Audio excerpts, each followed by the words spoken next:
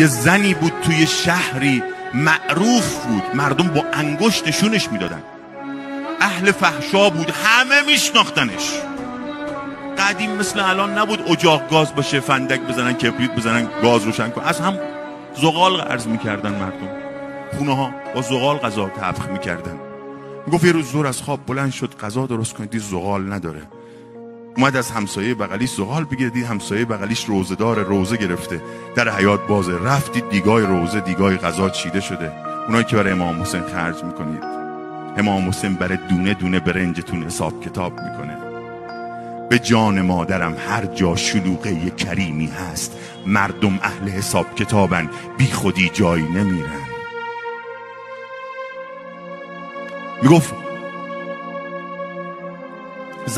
ظرفمو بردم زیر دیگ، از این زغال زیر دیگ بردارم، دیدم زیر دیگ زغالاش نیم پز، نصفش خاموشه.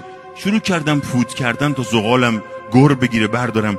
این خاک زغال رفت تو چشم، آب چشم اومد، زغالمو برداشتم رفتم غذامو پختم، غذامو خوردم. عصر خوابیدم، تو عالم خواب دیدم قیامت برپاست، یقه منو گرفتن دارن میکشن.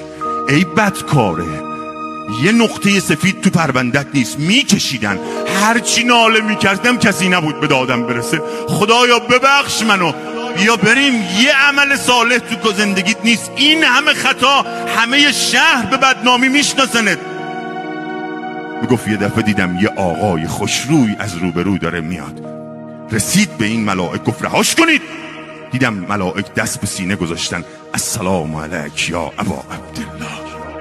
آقا گناهکاره، یه عمل نیک تو پروندهش نداره. آقا فرمود مگه ندیدید همین چند دقیقه پیش اومد زیر اجاق برنج من و غذای من رو روشن کرد. گفتن آقا میخواست خودش زغال برداره. آقا فرمود برای من گریه کرد. گفتن آقا گریه نکرد، خاک زغال رفت تو چشمش. آقا فرمود نذاش خلاصه غذای من خراب بشه، بمنش کنید، بذارید بره بهش، بذارید بره بهش، بذارید بره بهش، بذارید بره بهش. حسین حسین حسین، اگه پرده بیفته مردم جواب سلامم نمیده. تو آبروداری کردی، آبروی عالم.